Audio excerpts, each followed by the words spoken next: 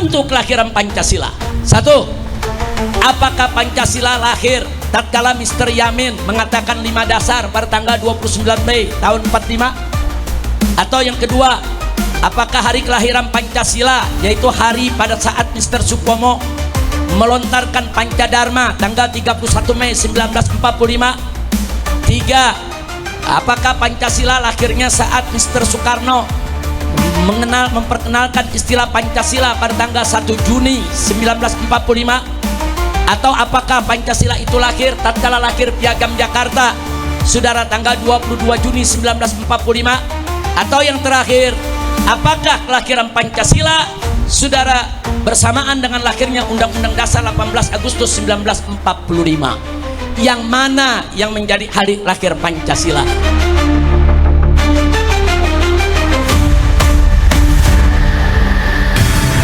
Islamic Brotherhood Television. Assalamualaikum warahmatullahi wabarakatuh.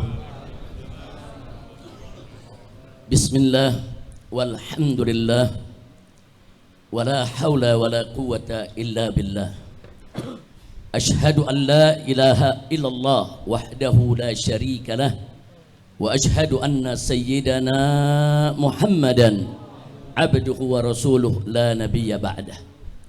Allahumma salli wa sallim wa barik ala sayyidina wa habibina wa syafi'ina wa maulana nabiyyina Muhammadin wa ala alihi at-tahirin at-tayyibin wa ashabihi al-ghurril mayamin wa man tabi'ahum bi ihsanin ila yaumiddin. Amma ba'd. Ikhwati al-hibba'i rahimakumullah, usikum jami'a wa nafsi bittaqwallah wa bita'ati rasulillahi sallallahu alaihi wasallam. Fa nasallallahu subhanahu wa ta'ala an yaj'alana minal muttaqin. Amin ya rabbal alamin.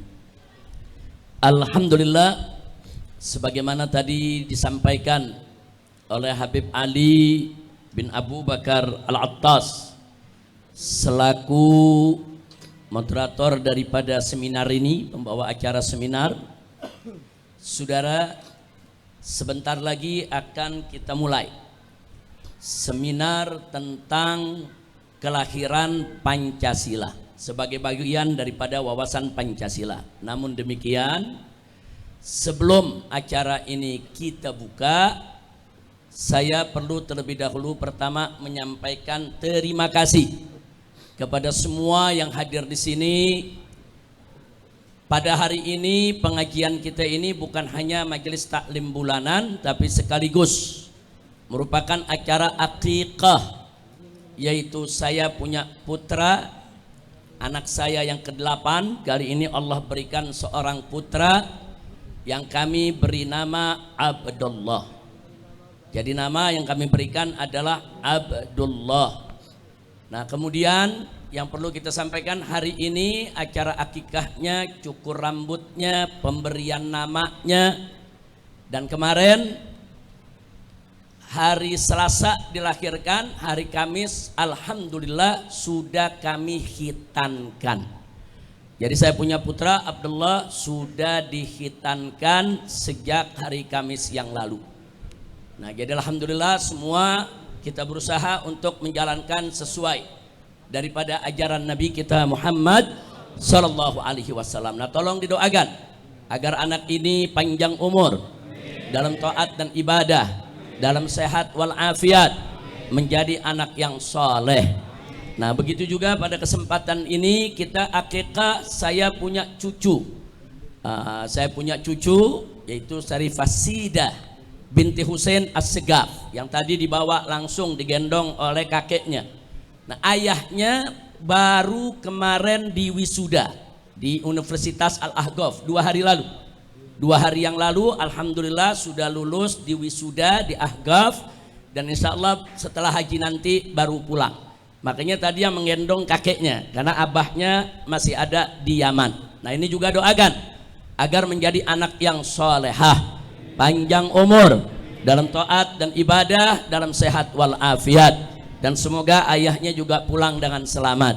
Amin ya rabbal alamin. Dan sekaligus juga hari ini kita akikah. Saya punya cucu yang meninggal dunia di dalam kandungan. Kalau dalam mazhab yang tiga, mazhab Hanafi, Maliki, begitu juga Hambali, bahwa akikah itu hanya diberikan anak-anak yang sudah lahir.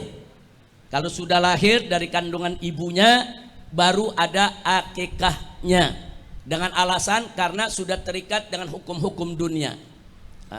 Tapi dalam mazhab Syafi'i rahimahullah, anak yang meninggal dunia dalam kandungan selama sudah lebih dari 4 bulan, sudah ditiupkan ruh, boleh diakikahkan dengan dalil karena mereka yang sudah ditiupkan ruh di hari kiamat tetap dibangkitkan. Nah, karena di hari kiamat dibangkitkan, kita tahu Nabi mengatakan al-ghulamu murtahanun bi aqiqatih, maka itu tetap kita akikahkan. Jadi hari ini ada 3 yang kita akikahkan. Nah, kita doakan agar yang meninggal dunia ini menjadi syafi' nafi' untuk kedua orang tuanya.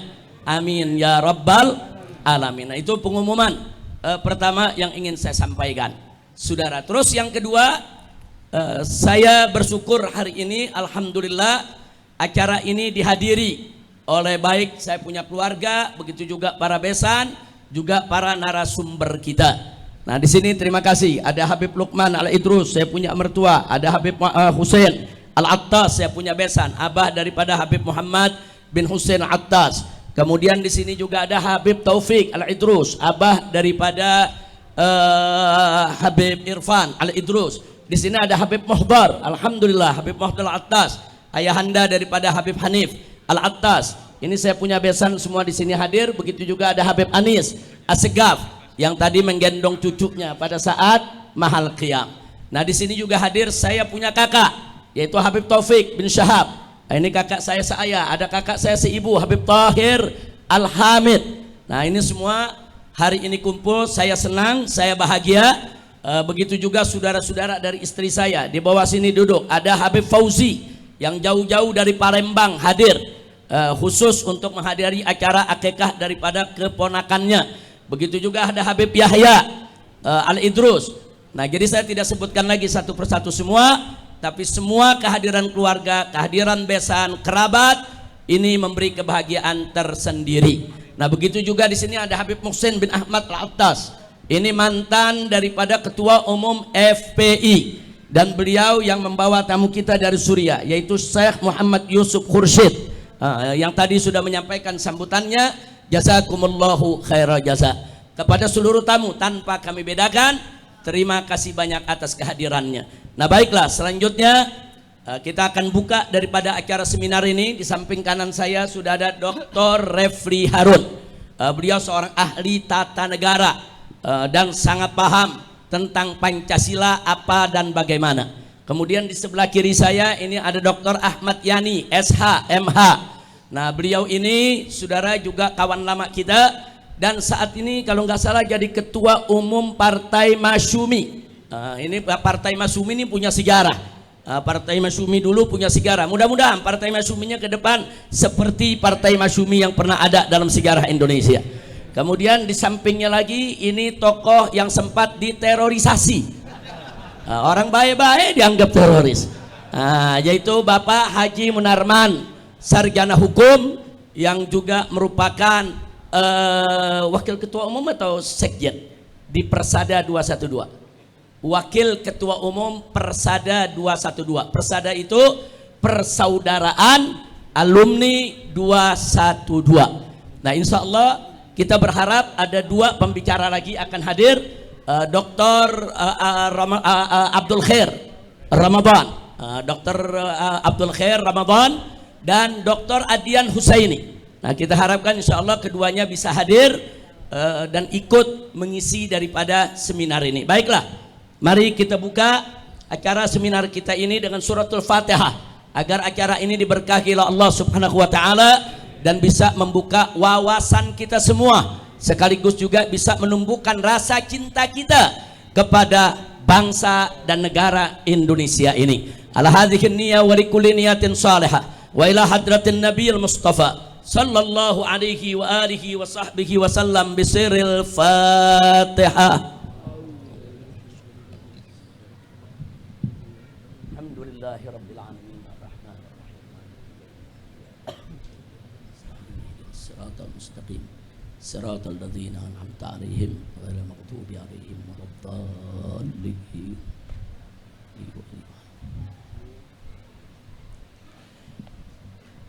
Baik ya ikhwan, saya akan memulai terlebih dahulu daripada acara seminar ini. Kita minta kepada tim media untuk ditampilkan di seluruh layar televisi. Ditampilkan.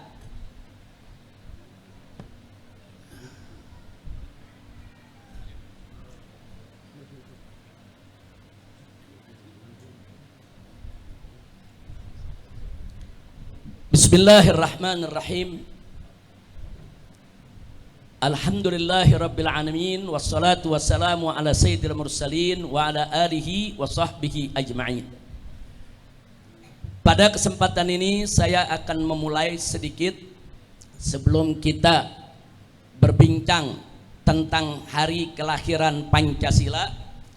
Maka ada yang ingin saya ingatkan secara singkat, yaitu tentang kelahiran Pancasila, yaitu berawal dari sidang Badan Penyelidik Usaha Persiapan Kemerdekaan Indonesia yang disingkat BPUPKI, yang berlangsung dari tanggal 29 Mei sampai dengan 1 Juni 1945, di mana tercatat di dalam notulen sidang-sidang BPUPKI bahwa Mr. Muhammad Yamin pada tanggal 29 Mei 1945 menyampaikan usul 5 dasar negara. Yang pertama peri kebangsaan, kedua peri kemanusiaan, 3 peri ketuhanan, 4 peri kerakyatan, yang kelima kesejahteraan rakyat. Nah, ketika itu Pak Yamin mengistilahkannya 5 dasar negara. Nah, kemudian selanjutnya ini dikenal kalau kita membaca buku-buku sejarah dengan nama Pancasila Yamin.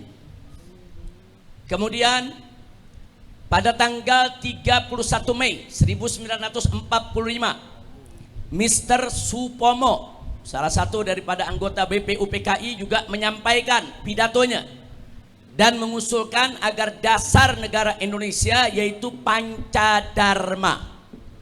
Nah, beliau nggak menggunakan istilah Pancasila, tapi menggunakan istilah Pancadharma.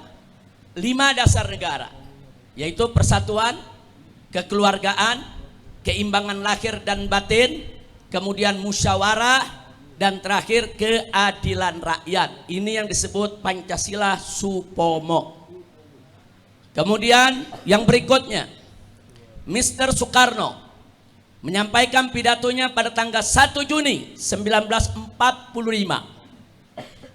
Nah, beliau pada saat itu mengusulkan 5 dasar negara dan memberikan istilah Pancasila, yang susunannya sebagai berikut. Sila pertama kebangsaan Indonesia, yang kedua internasionalisme atau peri kemanusiaan, yang ketiga mufaakat atau demokrasi, yang keempat kesejahteraan sosial, yang kelima ketuhanan. Inilah yang disebut Pancasila Soekarno.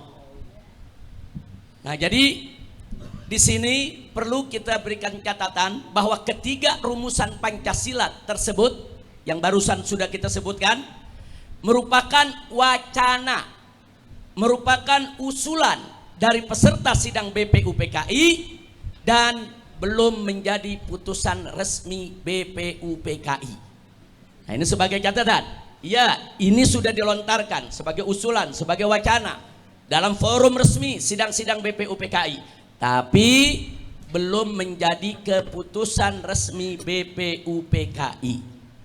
Baik, sebagai info, semua pidato para peserta sidang BPUPKI lengkap dengan durasinya, berapa menit mereka itu bicara, tersimpan rapih dalam satu dokumen yang disebut Pringgodikdo Arsip, yaitu sebuah dokumen notulen sidang BPUPKI yang semula ada di Belanda, lalu dipindah dan disimpan di Puro Mangkunegara Surakarta, dan kini ada di Gedung Arsip Nasional.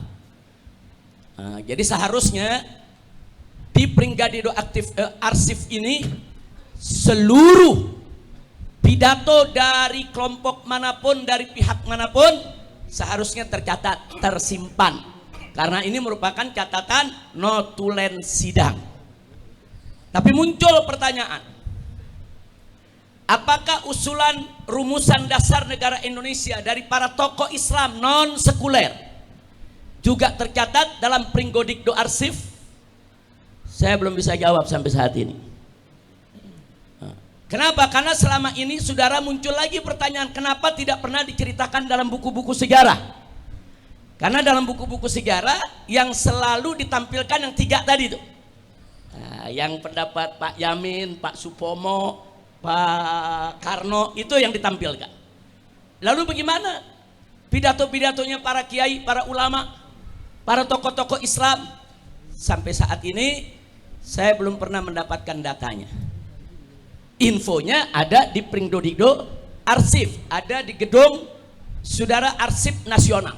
Saya pikir ini tantangan buat anak-anak muda kita, untuk mahasiswa kita ke depan, kalau ada yang ingin membuat apakah itu skripsi, apakah itu tesis, apakah itu disertasi, untuk terus menelusuri di mana notulen catatan-catatan yang ulama-ulama kita bicara di PPUPKI.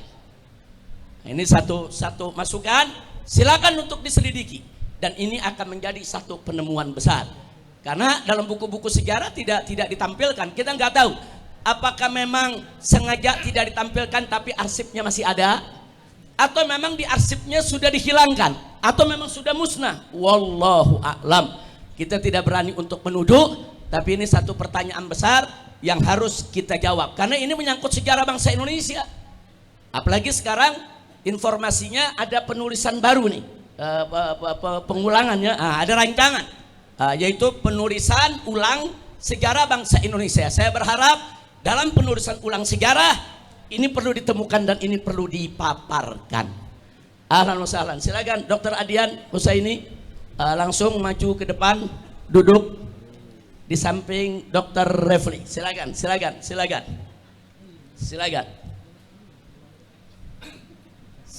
Dr. Adian. Ahlan wa sahlan. Ya marhaba. Di sini ada Kiai Haji Maulana Kamal Yusuf. Ya ahlan wa sahlan Kiai. Saya nggak lihat beliau datang, tahu-tahu udah di belakang. Terima kasih banyak Kiai Maulana Kamal Yusuf, hafizahullah taala wa ra'ah. Famatanallahu bituli hayati wa nafa'ana bi ulumi fid dini wa dunya wal akhirah. Nah, baik. Selanjutnya saudara, kenapa saya meyakini bahwa di sana ada catatan-catatan pidato-pidato tokoh-tokoh Islam non sekuler? Kenapa saya yakini itu? Karena di dalam arsip tersebut tercatat dalam pidato Mr. Supomo. Beliau mengatakan di dalam pidatonya, kata beliau ini salah satu saudara anggota BPUPKI dan yang pidato di BPUPKI yang tadi ada susunan Pancasilanya. Apa beliau bilang? Memang di sini terlihat ada 2 paham. Ialah paham dari anggota-anggota ahli agama yang menganjurkan supaya Indonesia didirikan sebagai negara Islam, dan anjuran lain sebagai telah dianjurkan oleh Tuan Muhammad Hatta, ialah negara persatuan nasional yang memisahkan urusan negara dan urusan Islam. Dengan lain perkataan, bukan negara Islam. Pidato ini ada dalam arsip, di gedung Arsip Nasional, saudara. Nah, artinya dari pidato ini kita dapatkan kesaksian dari Mr. Supomo. Memang di sana di PPUPKI itu ada 2 paham. Ada yang menginginkan Indonesia jadi negara Islam, ada yang menginginkan Indonesia jadi negara sekuler, saudara. Nah, kemudian yang menginginkan negara Islam di sini disebut ahli agama. Siapa itu ahli agama? Ulama, kiai. Nah, memang di BPUPKI itu banyak ulama. Ada Kiai Haji Wahid Hashim dari NU, ada Kiai Haji Abdul Kahar Mudzakkir dari Muhammadiyah, ada Kiai Haji Agus Salim dari Sarekat Islam, saudara, dan lain-lain. Nah, artinya ada kesaksian dari seorang tokoh yang masuk dalam kelompok sekuler nasionalis bahwa di sana ada pendapat, ada usulan dari tokoh ahli agama. Nah, sekarang kita bertanya, di mana pidato mereka? Di mana catatannya pidato mereka? Di mana usulan-usulan mereka? Semoga pidato itu masih ada, masih tersimpan, hanya belum dipublikasikan. Jangan sampai pidato itu sengaja disembunyikan, apalagi sengaja dihilangkan. Na'udzubillah min dzalik. Nah, singkat cerita, dengan kesaksian Mr. Supomo ini kita bisa lihat petanya di sidang BPUPKI yang pertama tanggal 29 Mei sampai dengan 1 Juni 1945. Nah, di mana di situ kita bisa lihat petanya, ada kelompok Islam nasionalis, ada kelompok sekuler nasionalis. Kelompok sekuler nasionalis kalau bicara agama, mayoritas mereka beragama Islam. Saudara, kelompok sekuler nasionalis kalau bicara agama, mereka agama Islam. Tapi yang saya maksudkan di sini adalah ideologi politiknya. Nah, jadi ada ideologi politik Islam nasionalis yang memang pengen Indonesia jadi negara Islam, ada yang memang ideologi politiknya sekuler nasionalis, yang nggak menginginkan Indonesia jadi negara Islam. Nah, di sini kenapa kita tekankan nasionalis? Jangan sampai ada tuduhan kalau kelompok Islam itu nggak nasionalis gitu. Nah, jadi baik kelompok sekuler maupun kelompok Islamnya, dua-duanya sama-sama mengusung rasa kebangsaan. Nah, baik, tadi sudah disebutkan oleh Mr. Supomo bahwa kelompok-kelompok Islam nasionalis ini, saudara, menginginkan negara Islam, sedangkan kelompok sekuler menginginkan negara sekuler. Itulah sebabnya sidang BPUPKI dari tanggal 29 sampai 1 Juni, saudara, tidak menemukan jalan keluar. Terjadi perdebatan sengit, perdebatan yang alot, saudara, tapi tetap dalam suasana kekeluargaan yang penuh saling pengertian, yang penuh saling menghormati. Tapi yang jelas tidak ditemukan kata sepakat. Tapi menarik, saudara, karena kalau bicara di BPUPKI yang anggotanya cukup banyak, sulit dicari penyelesaian. Akhirnya atas usul Bung Karno yang disepakati oleh seluruh anggota BPUPKI, sebaiknya persoalan ini diselesaikan oleh tim kecil saja. Itulah yang kita kenal dengan tim 9. Nah, tim 9 ini, saudara, atau disebut juga panitia 9. Dari kelompok Islam ada Kiai Haji Abdul Wahid Hashim, ada Kiai Haji Abdul Kahar Muzakir, ada Kiai Haji Agus Salim, dan ada Abi Kusno Cokro Suyoso. Ini yang mewakili kelompok Islam. Sementara yang mewakili kelompok sekuler nasionalis, ada Soekarno, ada Muhammad Hatta, ada Muhammad Yamin, dan ada Ahmad Subarjo. Ditambah satu dari non muslimnya, yaitu AA Maramis. Singkat cerita, kelompok kecil ini akhirnya mereka berdebat, adu argumentasi, berdiskusi. Singkat cerita, dapatlah kesepakatan. Hasil dari panitia 9 adalah lahirnya Piagam Jakarta pada tanggal 22 Juni 1945. Nah, artinya ini sebagai kompromi di antara kelompok-kelompok yang berbeda pendapat. Nah, kemudian, saudara, hasil ini dibawa ke sidang BPUPKI yang kedua. Yang pertama sudah selesai 29 Mei sampai 1 Juni. Nah, tim kecil bekerja, 22 Juni ada kesepakatan. Nah, bulan besoknya digelarlah sidang BPUPKI kedua dari tanggal 10 sampai dengan 16 Juli 1945. Singkat cerita, di sini pembelaan Bung Karno dan kawan-kawan luar biasa. Bung Karno mempengaruhi seluruh daripada anggota BPUPKI agar Piagam Jakarta yang sudah disepakati nggak usah diutak-atik lagi, nggak usah diperdebatkan lagi, karena ini sudah merupakan kompromi semua elemen. Elemen Islamnya ada, elemen non Islamnya ada, yang sekulernya ada, yang Islamisnya ada.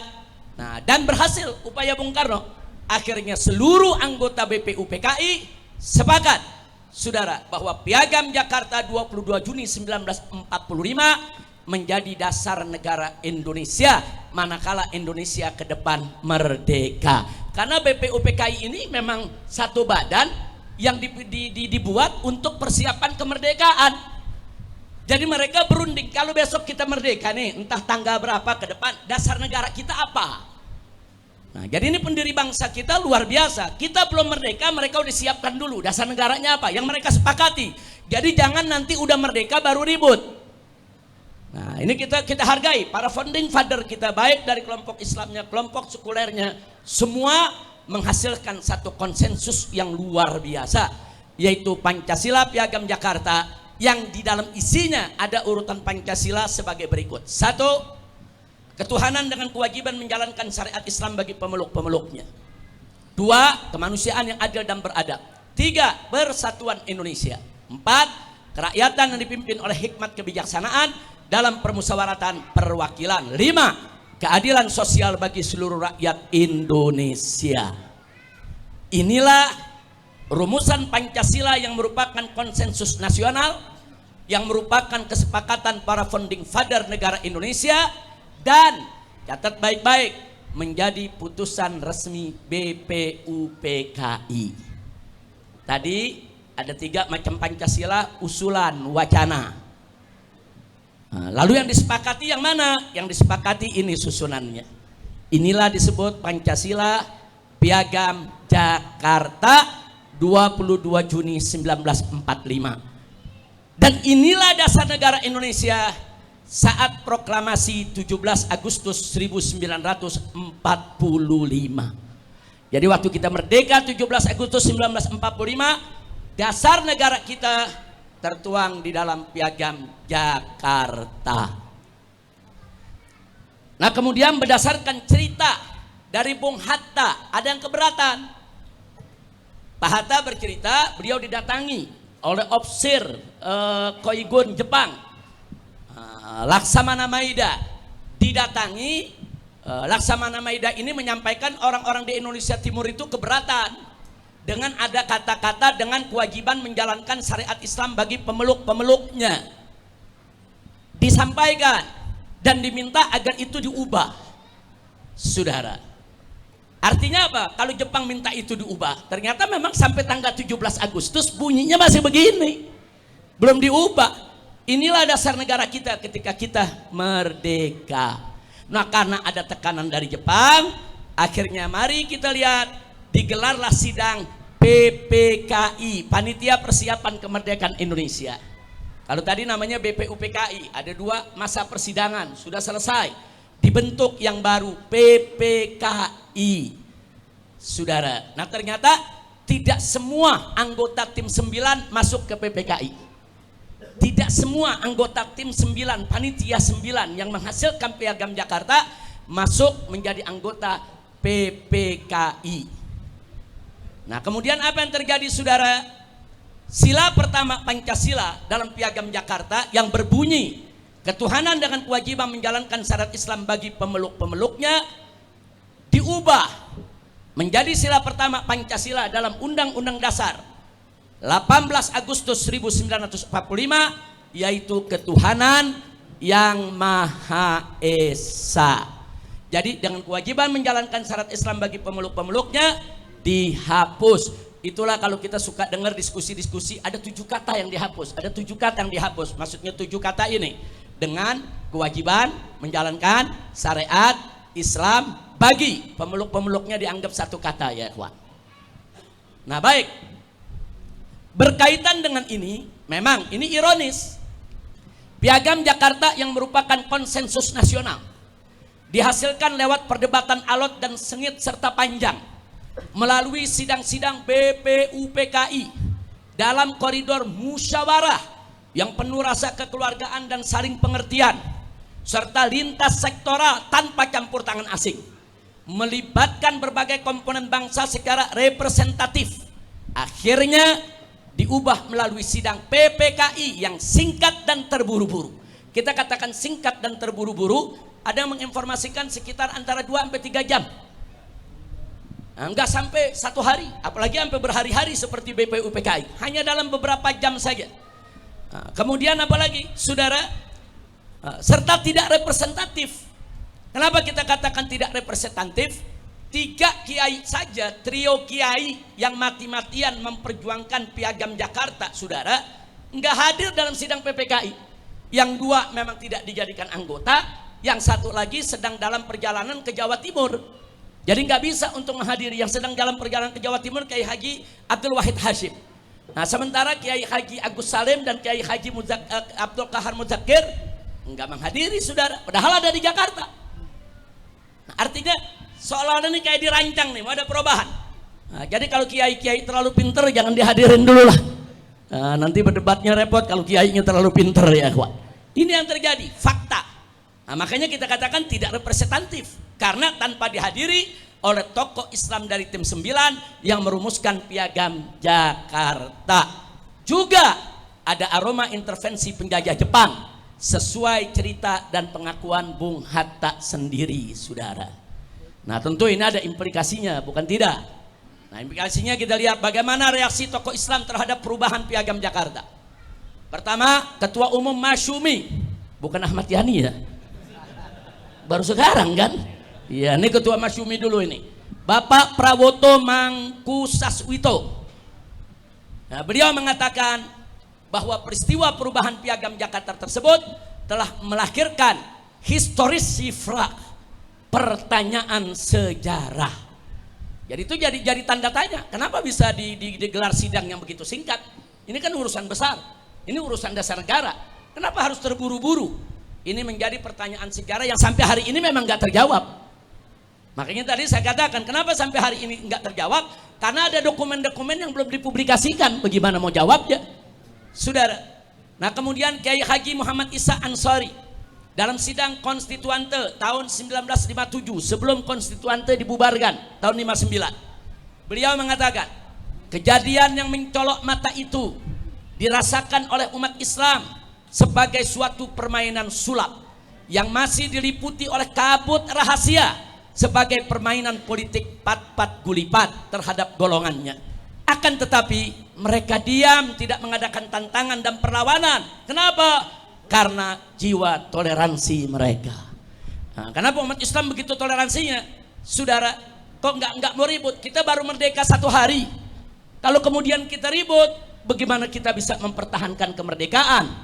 Itulah ulama-ulama kita saat itu tidak berontak, tidak menentang, nggak mau ribut. Kenapa? Kita baru merdeka 1 hari, mesti dijaga karena kemungkinan besar Belanda dengan sekutu-sekutunya akan kembali untuk menjajah Indonesia. Itulah toleransinya umat Islam. Alhamdulillah. Baik, berikutnya dinamika perubahan Piagam Jakarta. Nah, tapi jangan lupa saudara, sungguh pun begitu, akhirnya muncul aneka ragam pendapat dalam penilaian terhadap perubahan tersebut. 1, ada yang berpendapat perubahan tersebut adalah pengkhianatan terhadap Piagam Jakarta. Nah, ini kelihatannya agak ekstrim ini Pak Munarman. Nomor 1 kayaknya Pak Munarman kali ini. Nah, nomor 1, perubahan tersebut adalah pengkhianatan terhadap Piagam Jakarta. Tapi ada pendapat kedua. Pendapat kedua bukan pengkhianatan, tapi strategi hindarkan tekanan Jepang. Karena ini Jepang yang minta. Jepang masih menjajah kita. Jepang belum angkat kaki. Nah, jadi untuk hindarkan tekanan Jepang, saudara, maka diakomodir keinginan Jepang tersebut.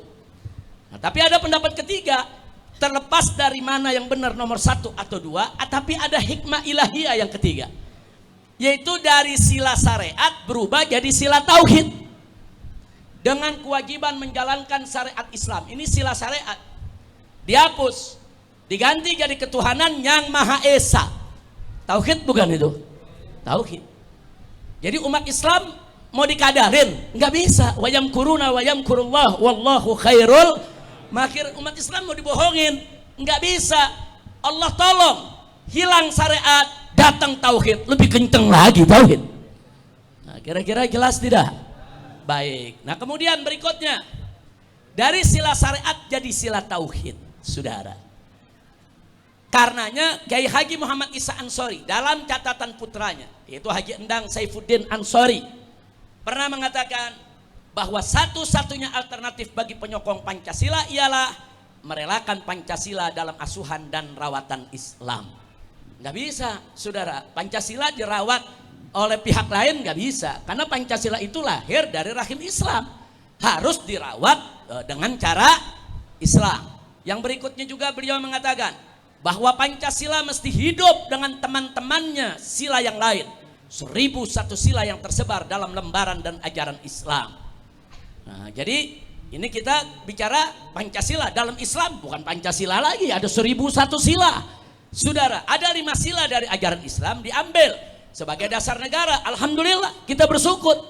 Walaupun kalau kita bicara jujur, di dalam Islam ada 1001 sila, ya ikhwan. Alhamdulillah. Kemudian yang berikutnya beliau mengatakan, bila Pancasila tidak dijaga dengan cara seperti ini, maka akan ditelan oleh imperialisme dan komunisme. Dan ini terbukti. Begitu Pancasila dirawat oleh seorang Bung Karno yang mengagumi Marxisme, saudara, akhirnya Partai Komunis Indonesia diizinkan hidup di bawah payung Pancasila.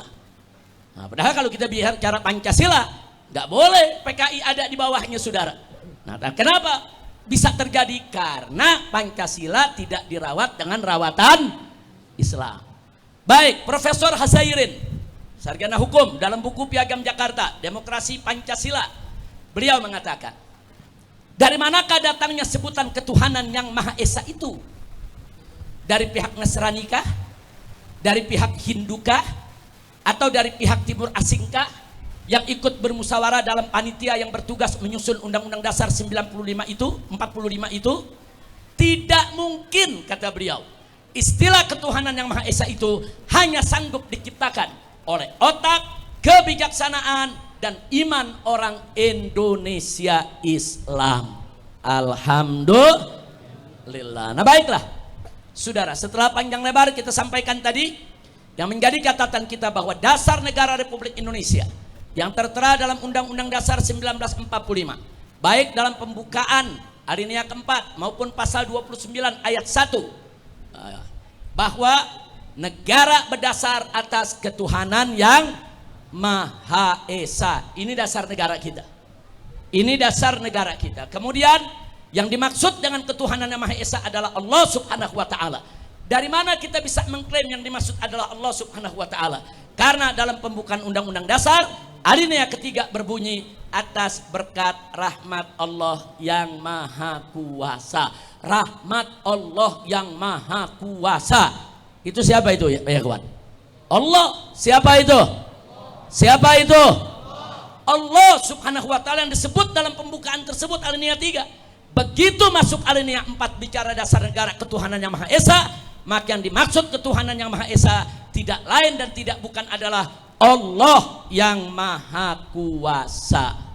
Alhamdulillahirabbil alamin. Nah, akhirnya kita simpulkan dari apa yang barusan kita sampaikan. Kita belum masuk ke soal hari kelahiran Pancasilanya, saudara. Saya hanya ingin menyimpulkan soal dasar negaranya. Kalau kita ibaratkan Indonesia ini suatu bangunan, dikatakan oleh MPR Indonesia punya 4 pilar, yaitu 1 Pancasila, 2 adalah UUD 1945, 3 Bhinneka Tunggal Ika, kemudian yang keempat adalah NKRI. Ingat, ini bangunan, ada atapnya, saudara. Ini bangunan namanya Indonesia, ada tiang. Kalau nggak ada tiang nggak berdiri. Tapi jangan lupa, tiang ini juga akan rubuh kalau nggak ada fondasi. Nah sekarang fondasinya apa?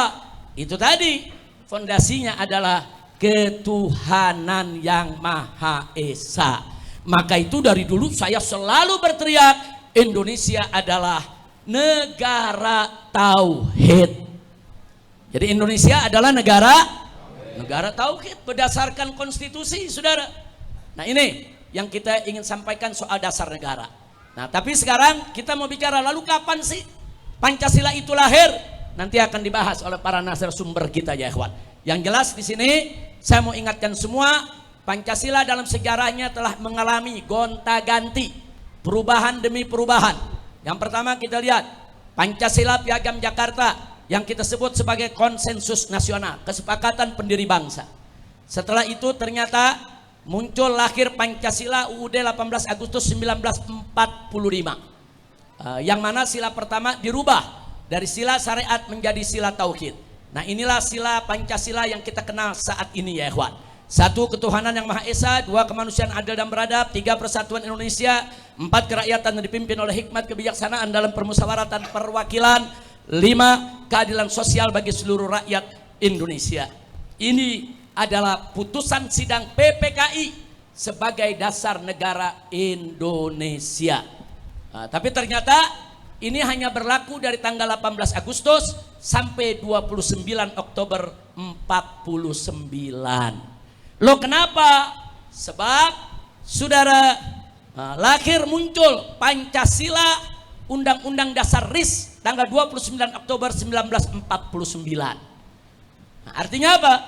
Di sini dirubah lagi Pancasilanya. Mari kita lihat. Dirubahnya sampai Mr. Muhammad Rom mengatakan ini Pancasila penyelewengan. Yang bunyinya kita lihat, 1 ketuhanan yang Maha Esa, 2 perikemanusiaan, 3 kebangsaan, 4 kerakyatan, 5 keadilan sosial. Jadi Pancasila berubah nih. Pancasila yang kita kenal sekarang ada ketuhanan yang Maha Esa, bla bla bla bla bla, hilang, tidak lagi jadi dasar negara. Begitu kita jadi Republik Indonesia Serikat, ini Pancasila kita. Kemudian berganti lagi Pancasila Undang-Undang Dasar sementara 20 Juli 1950. Saudara, isinya sama dengan Pancasila RIS yang tahun 49, saudara. Nah, di sini Profesor Hazairin SH mengatakan ini Pancasila palsu. Kira-kira jelas tidak? Jadi 1 ada Pancasila Piagam Jakarta, 2 ada Pancasila Undang-Undang Dasar 18 Agustus. 3 dan 4 ini disebut oleh Mr. Muhammad Rom Pancasila penyelewengan, oleh Profesor Hazairin disebut Pancasila palsu. Penutupnya akhirnya yang kelima, saudara, muncullah Pancasila dalam dekret Presiden 5 Juli tahun 1959 yang intinya memberlakukan kembali Pancasila Undang-Undang Dasar 18 Agustus 1945, tapi dengan catatan dijiwai Piagam Jakarta 22 Juni 1945. Sejak dekret inilah Pancasila yang 18 Agustus berlaku kembali sampai hari ini. Berlaku kembali sampai hari ini. Tapi ingat, ada catatan dari dekret Presiden Soekarno, dijiwai Piagam Jakarta 22 Juni 1945. Nah, sampai di sini yang saya jelaskan, saudara, akhirnya muncullah pertanyaan untuk seminar hari ini. Kapan kelahiran Pancasila? Sebab semuanya namanya Pancasila tuh. Ada Pancasila Yamin, Pancasila Suparmo, Pancasila Soekarno, dan lain sebagainya. Lalu kapan tuh kelahiran Pancasila? 1. Apakah Pancasila lahir tatkala Mr. Yamin mengatakan 5 dasar pada tanggal 29 Mei tahun 45? Atau yang kedua, apakah hari kelahiran Pancasila yaitu hari pada saat Mr. Supomo melontarkan Pancadharma tanggal 31 Mei 1945? 3. Apakah Pancasila lahirnya saat Mr. Soekarno memperkenalkan istilah Pancasila pada tanggal 1 Juni 1945? Atau apakah Pancasila itu lahir tatkala lahir Piagam Jakarta, saudara, tanggal 22 Juni 1945? Atau yang terakhir, apakah kelahiran Pancasila, saudara, bersamaan dengan lahirnya Undang-Undang Dasar 18 Agustus 1945? Yang mana yang menjadi hari lahir Pancasila? Yang jelas di rezim yang lalu pada saat Jokowi berkuasa, partai PDIP sangat dominan. Mereka memutuskan bahwa kelahiran Pancasila adalah 1 Juni 1945 saat disampaikan oleh Bung Karno. Yang mana yang betul? Wallahu a'lam. Ini tugas para narasumber kita untuk membedahnya. Kira-kira jelas tidak? Jangan ada pemungutan suara di sini. Nah, ini bukan pemungutan suara. Ini yang hadir di sini para ahli semua, para pakar. Selamat datang, Dr. Abdul Khair Ramadan. Ini pendiri HRS Center bersama Haji Munarman. Nah, kemudian diakuisisi ya. HRS Centernya pindah ke Petamburan. Tapi beliau tetap dengan Pak Munarman sebagai bagian daripada pembina dan penasehatnya. Alhamdulillah. Ya Rabbil Alamin. Nah, itu yang saya mau sampaikan, saudara. Akhirnya kita kembalikan yaitu ke Habib Ali bin Abu Bakar Attas selaku sekum daripada Front Persaudaraan Islam yang hari ini bertindak sebagai pembawa acara atau pengarah daripada seminar ini. Dari saya sekian, terima kasih. Hadani Allah wa iyyakum ila siratal mustaqim. Wassalamualaikum warahmatullahi wabarakatuh. Waalaikumsalam warahmatullahi wabarakatuh.